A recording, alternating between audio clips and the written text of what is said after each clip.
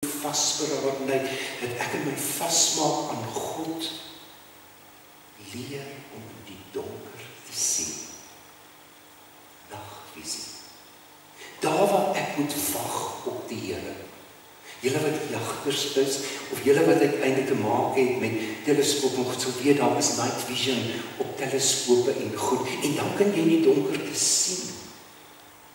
Ek wil daardie beeld, saam met hierdie geborgenheid, kalmte en rus nou as deursettingsvermoë, en vasberadenheid, en daaroor kan mens ook nog geleer, wat beteken dapperheid, wat is vasberadenheid in die lewe, maar jy sal intuïtief 'n aanvoeling daarvoor hê. Moet ons leer om in die donker te sien. Hierdie opdrag, wag op die Here. Dink oor wat ek van God dink. Wat ek van God glo. Ons kan nie mis, maar in die tweede plek.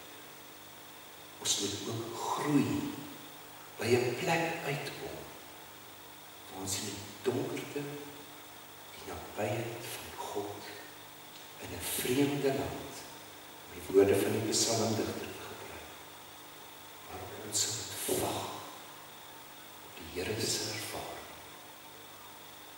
Amen.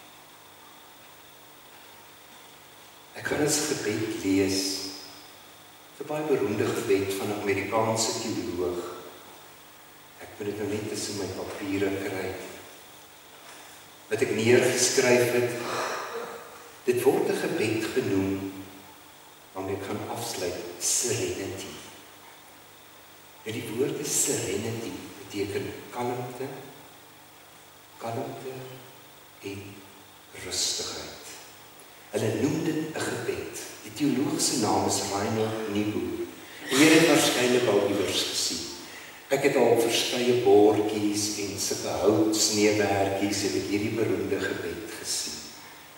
En hierdie gebed verwoord vir my van ons somtyds mis ons God ervaring. Iets wat ek vir die Here wil sê. Here gee aan my die kalmte en rustigheid om die dinge te aanvaar wat ek nie kan verander. Die dapperheid om die dinge wat ek wel kan verander, te verander. En die wysheid om die verskil tussen die twee raak